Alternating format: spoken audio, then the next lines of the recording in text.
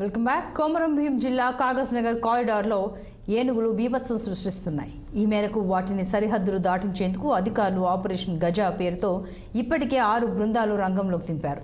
ఇందులో భాగంగా thermal drone కెమెరాలతో అటవీ శాఖ అధికారులు ఏనుగుల కోసం జల్లెడ పడుతున్నారు. ఈ క్రమంలోనే గత అర్ధరాత్రి అడవిని వదిలి ఓ ఏనుగు రోడ్డుపైకి వచ్చి హల్చల్ చేసింది. అనంతరం ఉదయం 5 గంటల ప్రాంతంలో అటవీ శాఖ అధికారులు ఏర్పాటు చేసిన థర్మల్ డ్రోన్ కెమెరా కంటికి ఏనుగు చిక్కింది. అయితే ఏనుగుల దాడిలో ఇప్పటికే 2 రైతులు ప్రాణాలు విడిచారు. ఆహారం కోసం ఎకరం వరి పొలాన్ని ఓ ఏనుగు నాశనం చేసింది. ప్రస్తుతం అదే గజరాజు పెంచికల్ మండల పరిధిలోని కమ్మర్గాం గ్రామం వైపు పయనిస్తున్నట్లుగా అటవీ శాఖ అధికారులు వెల్లడించారు. ఈ నేపథ్యంలోనే సమీప గ్రామాల ప్రజలను అలర్ట్ చేస్తున్నారు. మరింత సమాచారం మా ప్రతినిధి అరుణ్ అందిస్తారు. అరుణ్, మరి ఆపరేషన్ గజ ఎంతవరకు వచ్చింది, మరి వివరాలేంటి? సంతోష్ని ఏదైతే ఏనుగు దాడిలో 2 రైతులు మృతి చెందడంతో కొమరం భీం ఆసిఫాబాద్ జిల్లాలో ఈ ఘటన చోటు చేసుకుంది. భయం గుప్పిట్లో అయితే అటవీ శివారు గ్రామాలు అయితే భయం గుప్పిట్లో ఉన్నాయి. ఒకవైపు ఫారెస్ట్ అధికారులు ఏనుగులు ట్రాక్ చేస్తున్నామని చెప్తున్నారు. కానీ ఏదైతే అవసరం ఉంటే తప్ప ప్రజలు బయటికి రావద్దని ఇప్పటికే మనకు ఫారెస్ట్ అధికారులు అయితే సూచించారు.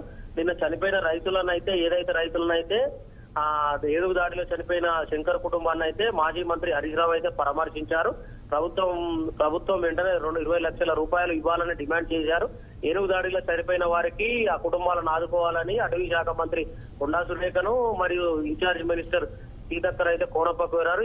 ఈ విధంగా చూసుకున్నట్టయితే ఏదైతే మహారాష్ట్ర నుంచి ఏనుగు దారి తప్పి తెలంగాణలోకి వచ్చిందని 30 మంది ట్రాకింగ్ చేస్తున్నారని Kaleshwaram zone wild life field director Shantaram అయితే చెప్పారు. 2 రోజులు తిరిగి ఏనుగు మహారాష్ట్ర వెళ్ళిపోతుందన్నారు. ఒకవేళ వెళ్ళకపోతే ఏం చేయాలో ఆలోచిస్తామని చెప్పారు. బెజ్జూరు ఫారెస్ట్ రేంజ్ ఆఫీసర్ లో ఆయన మాట్లాడుతూ ఏనుగు ఇద్దరిని చంపడం అయితే బాధాకరము, 10 లక్షల రూపాయలు నష్టపరిహారం అయితే ఇస్తున్నాం.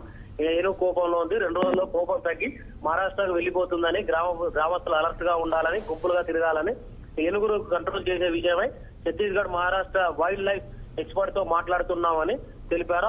ఇంకో విధంగా చూసుకున్నట్టయితే ఏనుగు పగ్ మార్క్స్ కొలతలను ఏదైతే ఫారెస్ట్ సిబ్బంది అయితే కొలిచారు. అదేవిధంగా ఏదైతే కాజ్నార్ రూట్ లో రాకపోకలు నిలిపివేశారు. పోషణను చంపేసిన తర్వాత ఏనుగు ఆచూకైతే లభించలేదు. అటవీ శాఖ మార్గం నుంచి రాకపోకలు సాగించొద్దని ఇప్పటికే జిల్లా ఎస్పీ సూచించారు. ఈ మేరకు గ్రామస్తులకు అవగాహన కూడా కల్పిస్తున్నారు.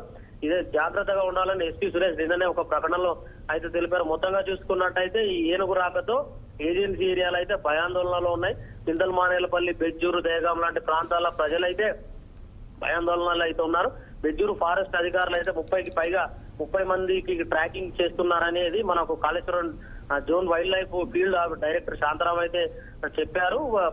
గ్రామస్తులు అటవీ సిబ్బంది అయితే గ్రామస్తులు అవగాహన కల్పిస్తున్నారు. మొత్తానికైతే ఏనుగు జాడైతే ఇంకా తెలియలేదు. ఏనుగు దొరికే వరకు మాత్రం ప్రజలు భయాందోళనంగా భయం గుప్పిట్లోనే ఉంటున్నారు. అసలు వాస్తవంగా ఈ ఏనుగు మహారాష్ట్ర నుంచే వచ్చినప్పుడు ప్రజలకు అలర్ట్గా సూచనలు ఇవ్వాల్సిన బాధ్యత ఫారెస్ట్ ఆఫీసర్ల మీద ఉంటుంది. ఫారెస్ట్ ఆఫీసర్లు సూచనలు ఇవ్వకపోవడంతో 2 రైతులు అయితే మరణించారు. ఖచ్చితంగా మన ఫారెస్ట్ ఆఫీసర్ ఏదైతే డ్యూటీలో ఉన్న అంచనా వేసే ఫారెస్ట్ ఆఫీసర్లను మరి ప్రభుత్వం ఏ విధంగా శిక్షిస్తుందో అయితే మనం చూడాలి. సంతోష్.